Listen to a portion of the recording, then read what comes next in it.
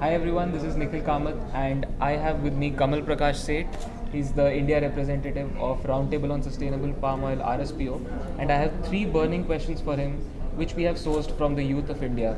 So Kamal, are you ready for these questions? Yeah, go for it.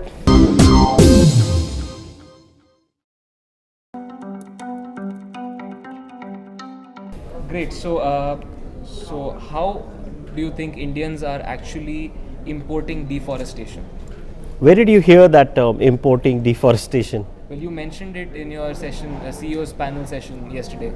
I was just checking how attentive you were during the CEO's panel because this is something new for the audience, I'm sure, as well. There is a certain sentiment with a lot of us that India should not import deforestation. Now, let me clarify what we mean by that and what the CEOs meant when we said it yesterday at the CRB conference. India is the largest importer of palm oil in the world, linked to deforestation. We are the fourth largest consumer of soybean, linked to deforestation. We are one of the largest consumer of pulp and paper and timber as well, again linked to deforestation. So I'll just use your notebook here. So this notebook, which uses pulp and paper, has not come from India. Chances are that it has come from outside our own boundaries. So should you, the consumer of this notebook, be worried about the fact that every page that you write on has potentially caused loss of habitat to an animal which is on the verge of extinction? So what we mean by importing deforestation is saying that you and I, as Indian consumers, should not be feeling morally upright when we consume samosas, jalebis, a notebook, which have potentially caused the burning of forest or exploitation of people in any part of the world. Right. So you mentioned that we are the number one importer of palm oil. Yeah. And we are the number 4 consumer of soybean oil, and we are the number 5 largest consumer of pulp and paper. Right. So how do you think we as Indians actually tackle this issue head on? Well, there is a whole debate going around the world on where does the responsibility lie.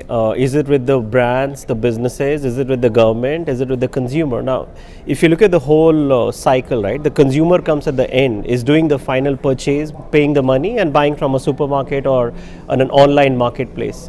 Now, how much power does the consumer have? Like, I'll give you an example. If I want to not use a bus which is fossil fuel, I want to go for an electric bus in India, right?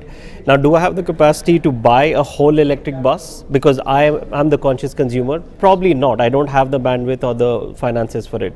Now, whose responsibility is it to put an electric bus in my city, in my locality?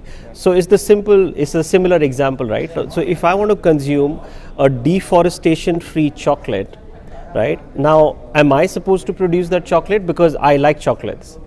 So what we are saying is that responsibility lies on the businesses, the governments. It's a shared responsibility, of course, but the consumers cannot be expected to do it at a mass scale for obvious reason. How many chocolates could I produce? Probably not even one. I don't know how to produce chocolate. I like eating one. How many samosas could I make, right, in my kitchen? So the way that we see this is that it's a shared responsibility. Brands and businesses have a huge opportunities to gain the trust of the consumers in India by saying that every single product you buy from us is deforestation free and exploitation free. Right. And so my last question to you is the third question. What do the consumers and youth in India need to know about sustainable palm oil? Because there is a myth that there is no such thing as sustainable palm oil. Yes, we have heard that too, and the reality is that you might not know, but 50% of everyday products that we use and buy have an ingredient of palm oil in it. So you use a toothpaste in the morning, then you might use a hand wash, a soap, a shampoo, a conditioner. That's just your washroom. Then you walk to your living room, you will see probably some wax candles here and there if you use candles. And then you go to your kitchen, and then in the kitchen you will see spreads, peanut butters. If you'll open your fridge, you will have another range of products that will have an ingredient. So the question is whether you and I know about this or not. 50% of the products have it. Now, can I stop eating a chocolate, a burger, a biscuit? Maybe it's junk food, so I should not, but honestly, I'm not there yet, right? Like, I have not stopped eating chocolates. I have not stopped eating samosas and jalebis because I like them. I'm a foodie in my case. So the next best thing I can do, if I can't stop eating any of those things, is that I can ask my brands to make it in a responsible manner, because I still want to eat that chocolate, I still want to eat that samosa, I still want to eat that bhujia, but I don't want to be a part of a bad karma, because as an Indian, I have my values and I know what goes around comes around. So I'm going to eat a packet of biscuit which has killed an orangutan or a Sumatran tiger somewhere. I don't care it's a Indian tiger or an Indonesian tiger. For me, it's a tiger. I don't care if it's an Indian elephant or a Malaysian elephant. It's an elephant. It's Ganesha, for example, right? I mean, in India, in our culture, you know how people are about it. I'm not saying we need to go that far, but just being sensitive to the fact that my consumption should not kill anyone, should not exploit anyone, should not be at the cost of a farmer who is exploited and not paid properly. So that's how I think Indian consumers need to rise up. And because we are the biggest buyer of palm oil in the world, we have the purchasing power. We are a country of 1.3 billion people.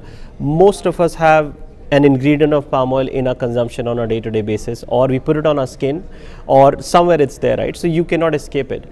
So what we can do is expect our governments, expect our businesses to do the right things, to have the corporate policies and the government policies in place to make sure that along with the roundtable on sustainable palm oil that we have created to convene such meetings. It's literally a roundtable.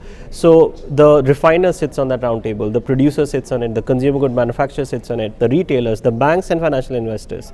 So we have convened that system by which we build consensus that everyone contributes to responsible production and consumption of palm oil. Right. So thank you so much, Kamal, for answering these questions, and I'm sure that the youth has got the answers to the questions that they asked.